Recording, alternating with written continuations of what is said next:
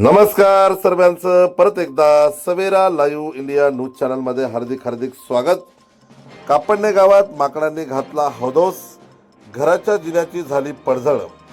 कापडणे गावात गेल्या 2 आठवड्यापासून 8 ते 10 माकडांचा मुक्त संचार सुरू आहे।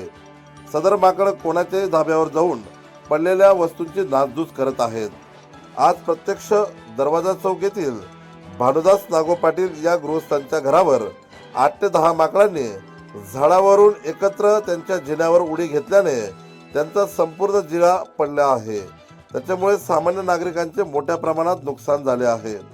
या संदर्भात वन विभागाचे अधिकारी जगदीश पाटील यांच्याशी बोलणे झाले असता त्यांनी पंचनामासाठी बोलवले असता त्यांनी सदर घटना ही पंचनामा योग्य आहे का किंवा त्याच्यापासून भरपाई मिळू शकते का याविषयी वरिष्ठांशी विचारून खुलासा देण्याचे कळवले आहे।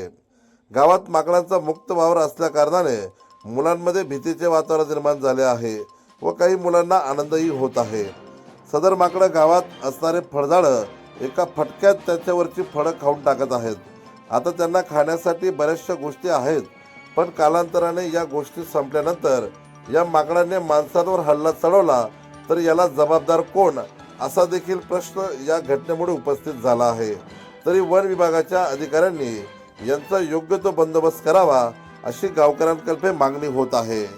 यावेळेस प्रसार माध्यमांशी बोलताना भानुदास नागो पाटील म्हणाले की नमस्कार, मी भानुदास नागो पाटील, कापडणे तालुका जिल्हा धुळे घरमालक बोलतो की गावात माकडांनी बराच उच्छाद मांडलेला आहे।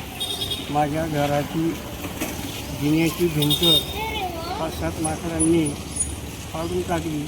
तिथं भाडेकरू राहतो, त्यांच्या काही आणखी तिथं नुकसान होण्याची दाट शक्यता आहे। म्हणून प्रशासनाने शासनाने त्या माकडांचा बंदोबस्त करावा आणि माझी झालेली नुकसान भरपाई मला मिळावी ही नम्र विनंती।